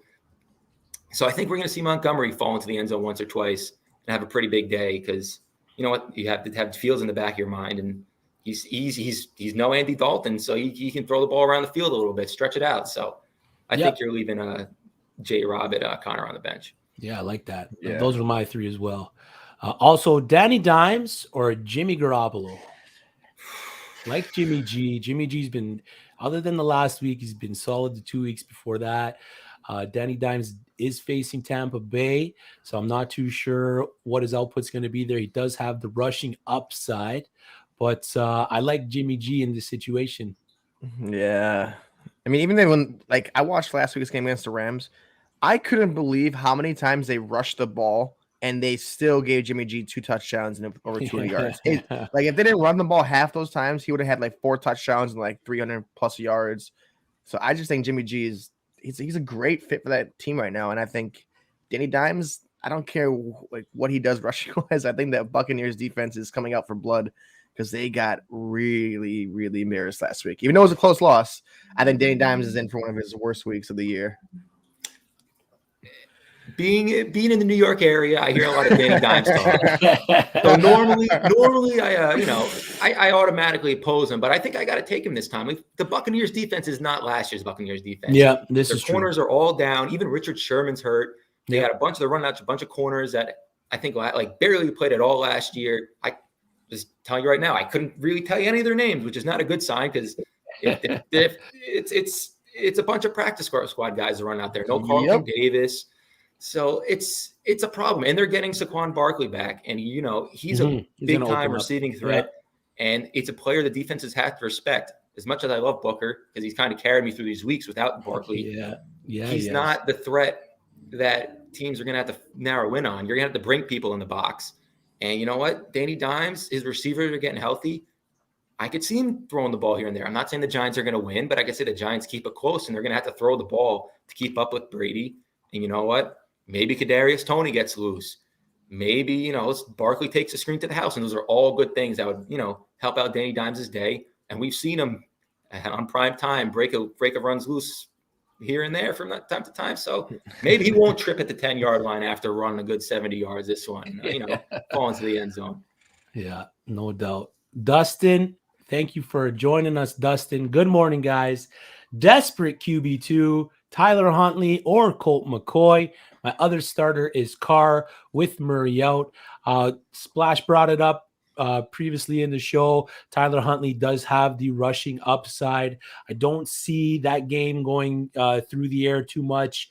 Weather and just everything else going on in Baltimore with the situation for the quarterback with Lamar Jackson out. So I don't know how much Tyler Huntley is going to throw. We've seen a few weeks of Colt McCoy, and I just don't like what I've seen out of Colt McCoy. He's got no Nuke, no AJ Green as well. So if I'm picking one over the other, I'm starting Tyler Huntley versus Chicago over Colt McCoy for the Cardinals here. Yeah, I mean, it's a tough situation you're in, Dustin. Murray, hey, we're on the same team, Dustin. Murray has, in a polite way, screwed me over the last 3 weeks. I've lost matchups because of his, points left on my bench because he's not playing, and he's hopeful to play this week. But you know what? I can't take that risk. I don't know. And Derek Carr, he said, is a great quarterback. He's been a top 15, top 12, even top 10 quarterback all year long, if I'm not mistaken. He did have a down week last week against the Chiefs. That was Mahomes' coming out game. I do think that Derek Carr does bounce back, and Huntley and Colt McCoy, I would even start Cam Newton over them. I think Huntley's your guy. Yeah. He's had a couple full weeks not a full week in practice, because I think Lamar got the one day and on Friday, but it was a limited practice. So he's been running with the ones. We know he can move the ball with his feet. And Colt McCoy, as much as I hate to give the Seahawks credit, their defense has looked a little different the last few weeks. And, it's a defense that usually rounds into shape. So I can see the Cardinals having a tough time moving the ball. And you know what? Huntley, well, let's see it. We've seen him play well in preseason games because, the Ravens like to go hard in these games. And we saw him have a couple I think Lamar was sick last year. He had a couple, I wouldn't say good games, but good for a desperate quarterback, 2 games. Mm-hmm. So I wouldn't say he's a guy you can count on, but the upside's definitely there over McCoy. Yeah, if you need a spot start between the two, I think definitely Huntley's the way to go there. With Lamar and Hollywood being out, I don't know if I should start Justin Tucker. Should I go with him or pick up Prater or Dustin Hopkins? Don't have too much information on the kickers. All I know is Justin Tucker is money from if he's kicking 50-yard field goals. Are you not starting him? No, do not. No. Start him, but do not drop him. Yeah, this is going to be the game. Because, like I said, it's ugly. It's raining. It's in Chicago. There's no Lamar Jackson. So you know what that means? So many unfinished drives are going to be sitting there. Sorry, Splash. I'm not trying to, But I just think Justin Tucker, and he's about low-key been subpar this year. I mean, I drafted him in the 13th round because I'm like, okay, this is a 10-point kicker. I think this is the week he comes back to being the Justin Tucker of old. So do not drop Justin Tucker. Yeah, I 100% agree with you guys. I think if this week, with all these injuries, I feel better about Justin Tucker as I do before, because we've seen the Ravens be aggressive on 4th down because they know we have Lamar Jackson. Well, he's not there right now. And you know what? They're going to be able to move the ball with the Bears. The Bears defense is not the defense of old, but they're going to stall out in the red zone where you get a nice Lamar touchdown to the back of the end zone to Andrews. You're not going to get that. At least we don't think we're going to get it. So you're going to see the drive stall out around the 30, around the 35, 25. Who's automatic in that range? It's Justin Tucker. So we can probably see him getting 4 or 5 shots at field goals where normally you wouldn't get that because Lamar Jackson would be the guy that's going for it on the 4th and 4 and punching the ball in the end zone, where I don't really think the guys I have right now out there are the horses that can do that. Yeah, start them up. Chris Gallagher, Ingram or McLaurin for non-PPR flex standard league. We saw Ingram go off last week. You got Terry McLaurin there. I'm kind of torn between the two. I know what Ingram can do in that offense, but we also know what Terry McLaurin can do in that offense.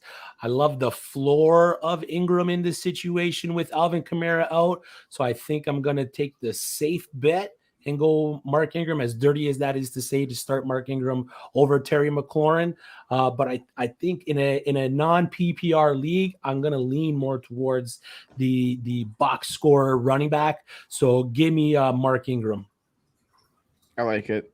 I love value. I mean, it's non-PPR, so give me Ingram. I love running backs. Kamara, it's just giving him the green light to be the guy for the next few weeks. So give me all of Ingram. I don't really trust McLaurin. I like him, but that Carolina defense has been stingy to receivers. Mm-hmm. Yeah, definitely. Since it's the flex, I'd probably lean Ingram, because that's, you want the steady 10 points, and you're probably going to get that with Ingram. But I just want you to imagine it's a third quarter.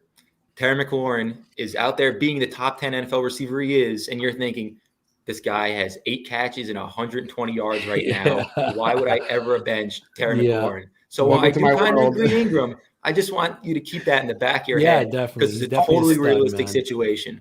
Yeah. Every time 100%. I make a statement, it's like me and Chris always talk about this. Every time I make a statement, it's like, I just know this is going to bite me in the butt so hard. And sometimes it does, and sometimes it doesn't. I really hope that in an hour or so, I'm not watching the game. I'm like, damn, Evan was right. He's got 8 for 100 yards, and he just broke a 50-yard touchdown. He's the only target in that offense too, right? He's good enough where I'm not worried about matchups with him. I'm worried about Heineke getting the ball, but Gilmore's up there. They got a bunch of other injuries at corner. He's not really a guy I'm too worried about. The corners, I'm more worried about Taylor Heineke's, but Ingram's probably going to fall into the end zone once. So, I don't really think he'd go wrong, but just think of the upside. Just think of the upside before you press submit. Yep. Dirty money. Dan Arnold or Dalton Schultz this week. Dalton Schultz hasn't been too much of a factor the past 2 weeks, I think. He had 7 targets 2 weeks ago. He had, 3 targets last week. I think Amari Cooper being out, yes. Chris? Yep. No, I'm sorry. It lagged. I didn't know if it was. No, you go ahead. You're good. Oh, yes. I said, Dalton Schultz has had, subpar 2 weeks. I think Amari Cooper being out, it does bump him up a little bit. I think Dak Prescott gets back on the regimen of giving him the ball because they were successful when he got the ball. Dan Arnold, I like him. I mean, he's the only receiver one in Jacksonville right now, it seems. So it's a toss-up, but I think I go Schultz for this week. Yeah. I probably got to lean Arnold on this one. We've seen him really catch fire as long as he's acclimated to the new quarterback. Because, he wasn't there in training camp. So him and Lawrence were not very familiar when they first started playing. And we've seen them really start to click. And you know what? The 49ers have a good defensive line. So Lawrence is not going to be able to try to go for those long developing routes to Marvin Jones down the field. So you know what he's going to have to do? He's going to have to get rid of the ball quick, get it to Dan Arnold in that 8 to 12-yard range. And you know what? I could perfectly see him going 7 for 50.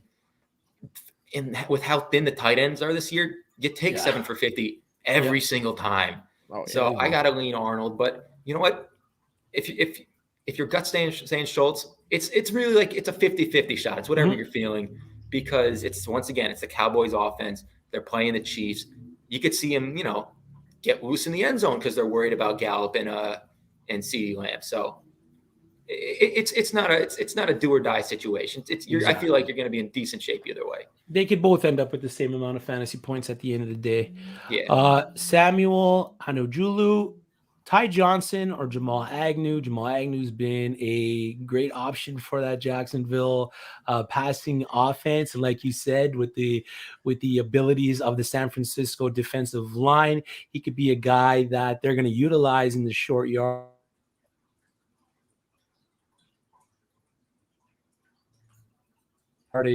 So I think I'm leaning towards more Jamal Agnew just based on the New York Jets running back room with Tevin Coleman back in the fold. We've seen him get some snaps last week as well. And then Michael Carter just absolutely taking over the role as the RB1 for the New York Jets. That's your guys there. Those are your New York Jets there, Evan. Are you starting Ty Johnson at all this week? And if you are you starting them over Jamal Agnew? Let's see. And in one of my leagues I am, but I don't feel great about it. So I'd probably go Agnew here. Johnson, he's really come on as a third down back, but I don't think we're going to see them. Like Flacco likes to look deep, and I don't see him having a big day. He's probably only going to get a snap count around 30%. And when you're thinking about this, you got to worry about, you can't score points if you're not on the field. And you bring up some good points with Coleman coming back. And Michael Carter's proven he can catch the ball. And I think a lot of the production we saw, Mike White, he didn't have a great arm. He couldn't push the ball down the field. So we saw Johnson and Michael Carter have huge weeks. Now Flacco has that ability. So I can see he could still check the ball down, obviously. But instead of Ty Johnson getting 6 or 7 targets like he usually is getting, I could see it go down to 3 or 4. And at this point, when the options are thin, you want the guy getting volume and you want the guy on the field. and I could see Agnew being on the field and getting that volume that everyone's desperate for. So as much as I'm a guy Ty, I think Agnew is the right play this week. Yep. Noah asks, half PPR, Agnew, Marcus Johnson, or Byron Pringle. I've liked what I've saw out of Marcus Johnson with Julio Jones out.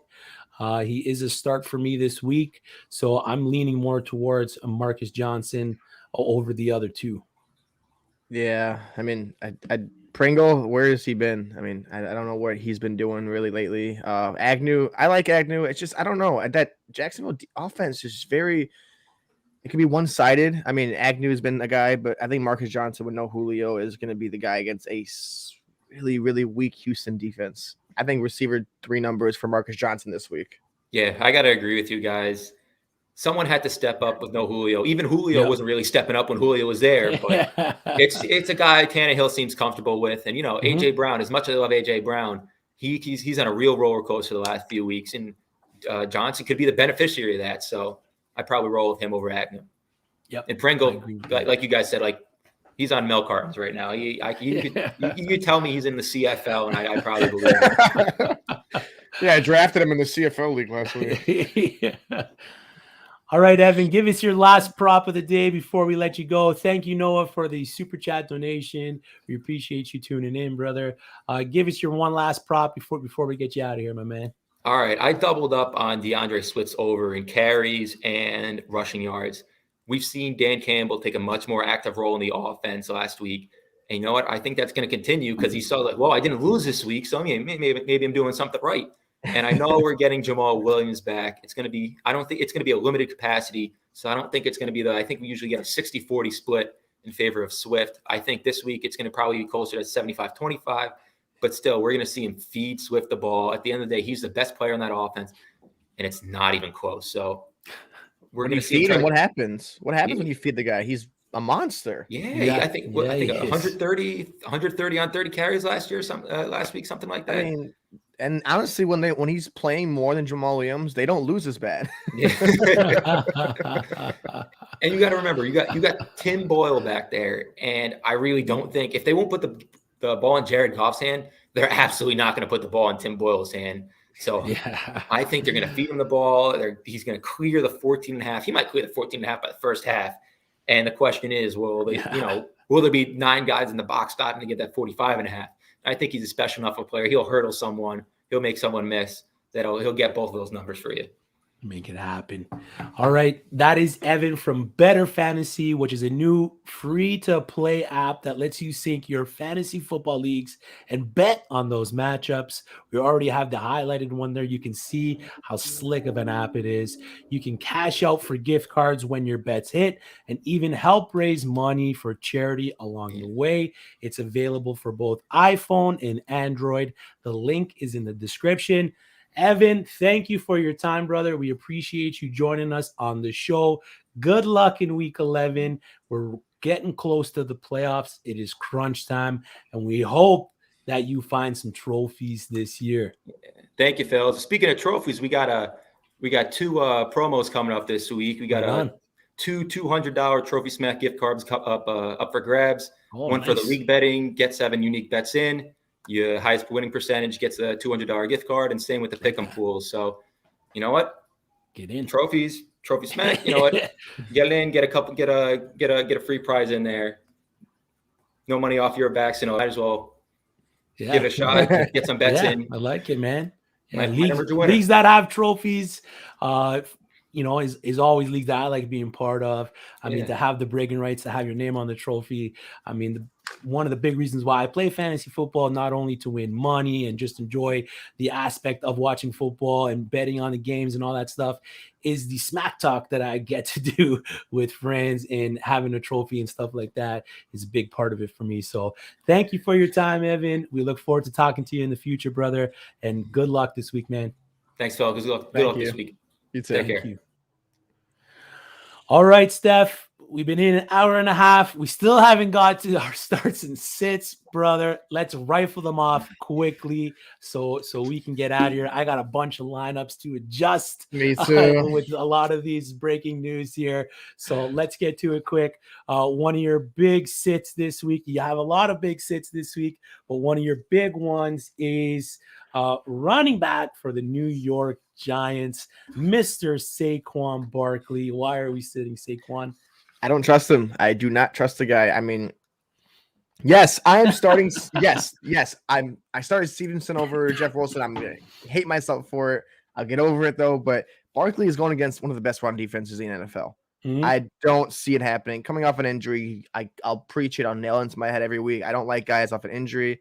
I don't think he's going to do much. It does have a little leeway because Booker has a hip injury. I believe he's not really 100% yet. So I don't know what Barkley's value is. I've never trusted Barkley. I had him last year. I don't like what he does because he can't stay healthy.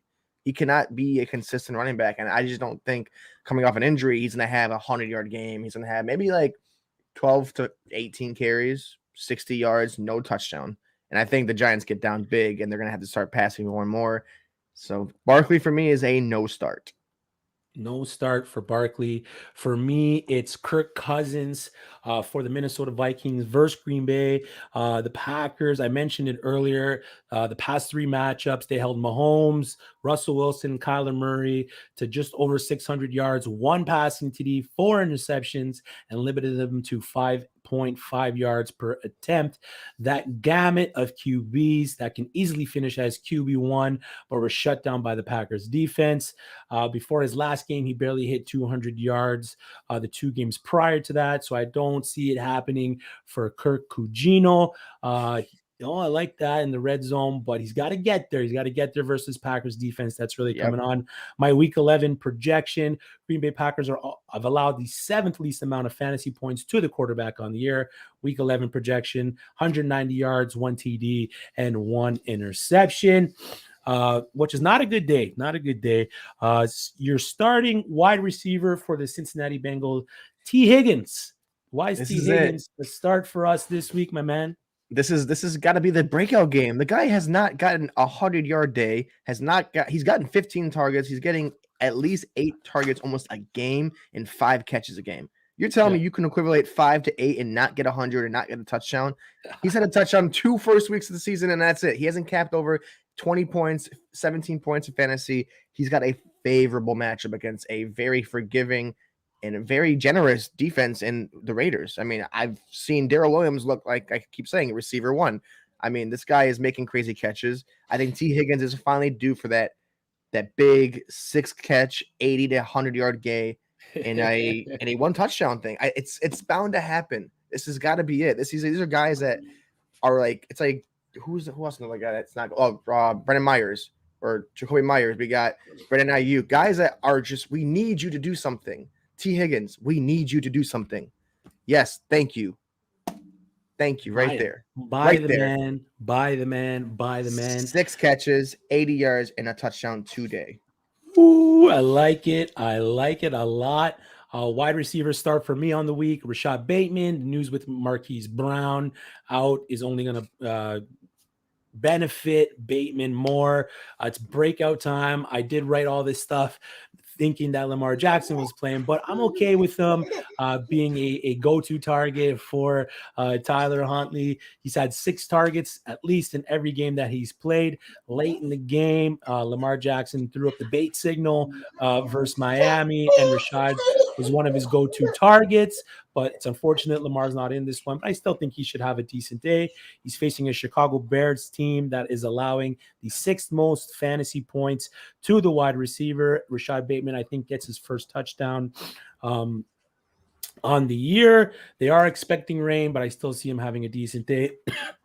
5 catches, 75 yards, and a TD. That was with Lamar Jackson in the fold. A little under the weather. My apologies. Okay, you're good. So I'm firing up Rashad Bateman. One of your sits, wide receiver for the Minnesota Vikings, Adam Thielen. Thielen, inconsistent. He's good. He's bad. He's good. He's bad. He's not really bad. I just think Justin Jefferson, Osborne, Conklin is coming onto the scene more. I think Dalvin Cook more. I think it's going to be a decent game. I just don't think it's a top 15 game. That's all. I just don't think. Yeah, I don't think it's like that. I got you there. I got you. Give me like 5 catches, 50 yards, and a 0.4 and a touchdown. I'm not too confident. That's why I don't want to roll them out there just yet. And the Packers are not the most forgiving defense either. So. Yep, I hear you, man. What's it for me this week? Eagles running backs, all of them. The Saints have been pretty stout versus the running backs this year. With Miles Sanders coming back into the fold, no one is to be trusted rushing the ball outside of Jalen Hurts. The Saints defense on the year is allowing the 3rd lowest points to the position on the season. And they've allowed the fewest rushing yards, only 483 rushing yards against through 10 weeks, which is a very, very low number. It's a no-brainer. Don't start any of them. Last week, Boston Scott carried 12, Jordan Howard 11, Kenny Gainwell, who's inactive, only carried 2. Week 9, we saw Jordan Howard 17, Boston Scott 10. Week 8, it was pretty much a third split between them all. Scott saw 12, Howard saw 12, Gainwell saw, I think, 13. The unpredictability of the backfield mixed with the matchup is going to limit the opportunity for any of these RBs. So don't trust any of them. Don't start any of them unless you absolutely have to. None of the Eagles RBs are smash starts. Smash sits more than work. Yeah, exactly. Smash sits. A wide receiver that you're feeling real good starting this week for the Los Angeles Chargers is Big Mike Will make Mike. It. Yeah, I like it. I like it a lot. It's Mike who? Yeah, Mike Will. This guy is going to be back to who he is. Sorry, my niece is here, so I had to like back. This is going to be Mike Williams' day. He's been derailed. I don't know what's going on. This guy hasn't had it's 4 dud games. He's getting under 4 catches per game and 5.1 targets per game. Like, it's not equivalating to what we had. But I think this is it. I think against a poor Pittsburgh defense, they've got nobody left. They're playing probably XFL, CFL, NCAA college players. They're playing whoever they can play. I think Mike Williams has that day where he's like, oh, you guys forgot who I was? All right. Watch. He's going to go off for 690 and a touchdown. And we're going to stop saying Mike who? Mike Williams. Oh, I like it. I like it. So we're firing up Mike Williams this week, especially against that defense that has a lot of injuries for the Pittsburgh Steelers. I really like it. A QB start for me is Chicago Bears quarterback Justin Fields. He broke out the past 2 weeks, 26.3 points versus the San Francisco 49ers. He had 103 rushing yards that game, 1 rushing TD. He's clearly being utilized more on the ground over the past 4 games. He's averaging 57.75 rushing yards. The 5 games prior to that, he was only averaging 11.8 rushing yards. So you can see the difference on why this guy's becoming more valuable for fantasy owners over the past few games. He's 4th in rushing yards at the QB position. He's 4th in carries at the QB position. He's 1st in passing yards per attempt at 10.7. So he is looking downfield when he's throwing the ball. Yeah, I like that. Sorry. Okay. The Baltimore Ravens are ranked 23rd in the league versus the position, allowing 25 points to 3 of the last 5 QBs that they faced. My week 11 projection, 240 yards, 2 TDs, and 60 rushing yards for the kid. I like it. We got another. We'll get into our bolder stuff here that we got going on. Who's your sleeper start for the week there, Steph? Oh, Jaylen Waddle. I think it screams money. I think it screams everything that we want. It's Tua Tagovailoa, it's Jaylen Waddle, and it's Mike Gesicki against the worst team that is not the Detroit Lions in the NFL. I think he goes off for at least 100 and a touchdown. This is going to be that game. He's had nothing but receptions. 4 out of the 5 games, over 10 points projected. He's had 6.5 targets a game and he does better with Tua. Tua knows how to get him the rock, and Tua knows how to produce this guy. I think it's the Jaylen Waddle show. Like I said, I got him projected for 8, 120, and 2 touchdowns. Oof, I don't know what I was doing last night, but I'll take it. I'll ride with it. I think over 100 yards and at least 1.4 in the TDs.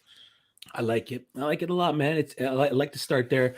Sleeper start for me, tight end, Adam Troutman versus the Philadelphia Eagles. Troutman has quietly become a steady target in the Saints passing game, seeing 19 targets over the last 3 matchups.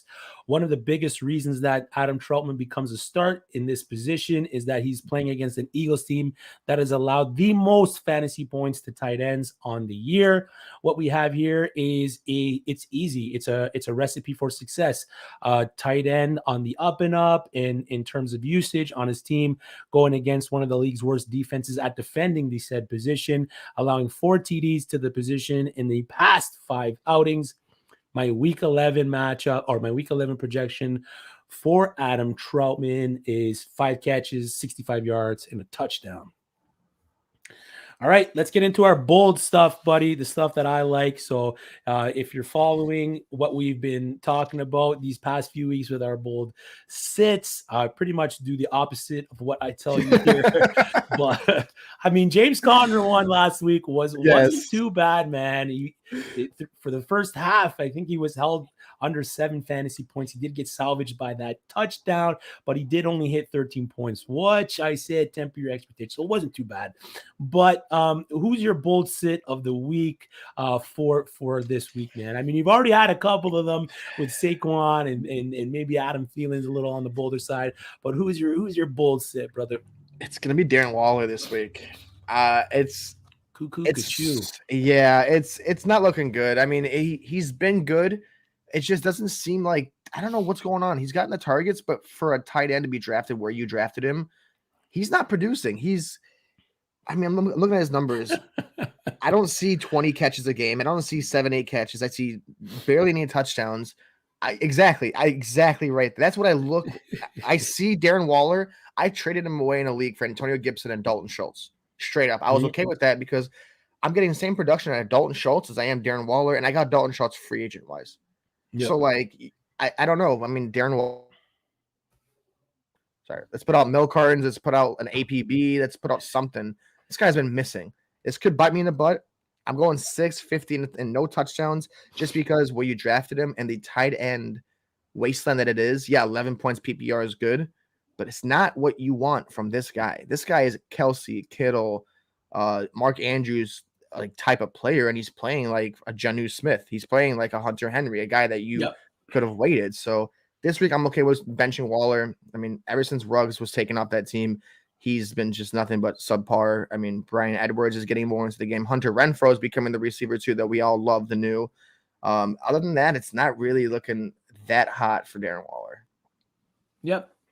I don't hate to sit too much. The Vegas team is in kind of shambles, but definitely a bold sit because he is rated as one of the top 3, if not 5 tight ends in the league. My bold sit on the week is wide receiver Michael Pittman.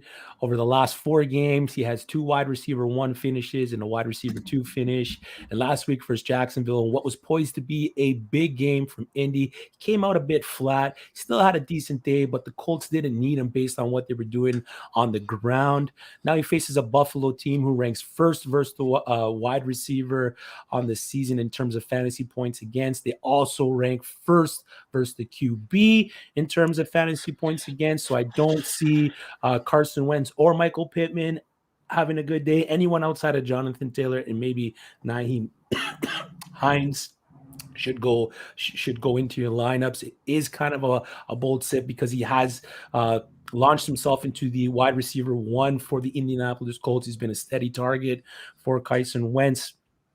Weather report, which I said at the top, is very important this time of year. It's going to be a crisp winter day in Buffalo, so I see them going to run the ball there. My week 11 projection for Michael Pittman, 4 catches, 50 yards. So no TDs. He's going to finish around maybe 6 to 7 fantasy points. So I don't see him having a big day, and that's why to us, or to me at least, he's a bold sit. Any other questions we got here? We can pop them up before we take off. But I think that's it for us. I want to thank Gary Van Dyke at the IDP Tipster for joining us at the top of the hour to talk IDP. We like to bring different kind of aspects to fantasy football. I know IDP is a growing function for fantasy football players. It's becoming very popular. And we also like to thank Evan from Better Fantasy coming on, giving us 3 smash props that you guys should be hitting on. And he also answered some of your questions and gave you a ton of good insight. Keith Bronikowski, Hunter Renfrow, or Devonta Smith, half PPR. I think Hunter Renfrow. Yeah, I'm going to lean Hunter Renfrow there as well. Samuel, Devin Singletary, or AP. Go on waivers, find someone else better. Yeah, I like the TV upside of AP. If it's a PPR league, Devin Singletary should see some decent points, but I think I'm leaning AP there. Julian Greenberg, hey, you Fantasy Live, what's going on, Julian? Thanks for joining in. Rashad Bateman or Elijah Moore? This is a good question. Both having backup QBs coming into the game. Elijah Moore is playing the Miami Dolphins, and Rashad Bateman is playing the Chicago Bears. I'm leaning towards Rashad Bateman in this spot. I want to say Bateman. I'm going to go Elijah Moore just because of the quarterback situation. I know Flacco's not Huntley, but Flacco knows how to get these guys the ball, and I think it's going to be a day for Elijah Moore. Timmy G, 1 in RB2 spot and 1 in the flex. Josh Jacobs, Miles Sanders, and T. Higgins. I'm going to go Josh Jacobs in the RB2 and T. Higgins in the flex. I mean, the outer layer and the first layer, nothing in the middle. Yeah, there you go. Fire up Donta Foreman. Look at my short. Look at it. Look at it. Look at it. He is going to have the revenge game. Donta Foreman is an RB2 this week. Go get him in your lineup. Now, do you like him over Daryl Williams? Oh yeah, I like Donta Foreman this week over it. I think this is like the Donta Foreman we thought Houston was supposed to have. Like that one touchdown where he runs 60 yards in and tears his Achilles. That's the kind of game I want him to have. Not the Achilles part, but like yeah. I think 18 carries, 80 yards rushing, and a touchdown. I like Book it. Good call. Book it. Matt Gluer, pick 2, Jeff Wilson, Montgomery, or Gaskin. I like Jeff Wilson and David Montgomery in the spot. Even though what Evan brought up is that the Jets have been porous to the running backs, I still don't know if I can trust Gaskin on a week-in, week-out basis, with Jeff Wilson pretty much being the primary running back in that spot. Give me Jeff Wilson and David Montgomery. Jeff Wilson, RB1. I like it. Kevin Clark, thank you for joining us, Kevin. Play 2 of Devonta Smith, Thielen, and Pittman. We both had the latter 2 as sits of ours. I'm gonna go Smith, and man, Thielen and Pittman are both playing good defenses. I'm gonna go Smith and Thielen. Smith and Pittman. I think Pittman comes back out of a bad game of last week. He didn't do that good. I think Pittman and Smith are going to be having one of the best 2 days, I think, between them. I agree. All right. That looks like it's it for us. I got to go set up a bunch of lineups. So I got 12 minutes of bad news. Thank you guys for joining us at uSTADIUM Fantasy Show. We'll see you guys Tuesday. Like the stream, subscribe to the channel. Download the uSTADIUM app. It is in the description. The Better Fantasy app is in the description as well. All of our social media handles are in there as well. Come join us for the ride, which is fantasy football. And we got a short time left, but there's still a lot of work to do. And we are here swinging the hammers for you guys. So we'll see you Tuesday. Good luck this week. And don't forget to set your lineups. And you have 10 minutes. Get into the app. We will be on the app as soon as it closes the show, and we will answer any questions as soon as we can. Don't worry. Yep. Fill it up, guys.